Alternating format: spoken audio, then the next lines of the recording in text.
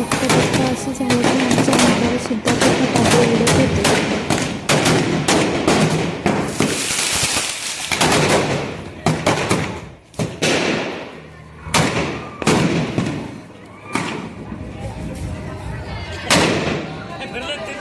काही गोष्टी चांगल्या बी नमस्कार मंडळी.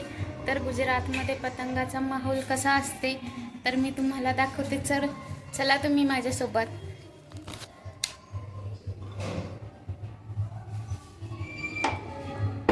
जशी आपल्या महाराष्ट्रामध्ये संक्रांत साजरी केली जाते तसंच इकडे ना 2 दिवस संक्रांत आणि दुसऱ्या दिवशी पतंग उडवले जातात.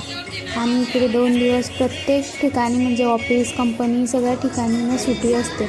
आणि इकडे त्यामुळे लोकांना ना आनंद बी घ्यायला मिळतो आणि एक फॅमिली टाईम बी स्पेंड होऊन जातो. आणि आम्ही ना सर्वजण वरती गेलो होतो तर आम्ही बघत होतो लोक टाकीवर सुद्धा उभे राहून पतंग उडवत होते. कारण की इकडे खूप लोक म्हणजे सकाळ झाली की लगेच संध्याकाळपर्यंत संध्याकाळी मस्त फटाके वगैरे त्यामध्येच पूर्ण टाईम चालला जातो. आणि इकडे मी काकूचे त्यांचे व्हिडिओ घेत होते. काकूला म्हटलं चला तुम्हाला घेऊ का मी. काकू म्हटलं हो घे.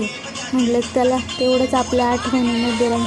आणि इकडे समोर आम्ही बघत होतो तर लोक पाण्याच्या टाकीवर सुद्धा उभे राहिलेले होते.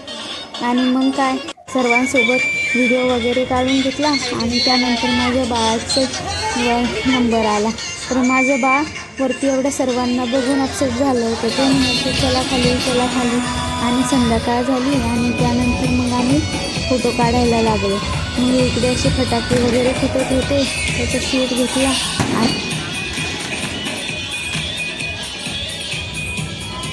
आणि नंतर आमच्या शेजारीच्या एका काकांनी फटाके फोडले आणि ते दृश्य एवढं छान होतं. बघता बघता ते फटाके एकामागे एक फुटले आणि ते फटाक्याचं बॉक्स खाली पडलं आणि सर्व फटाके त्यांच्या अंगावर फुटायला लागले.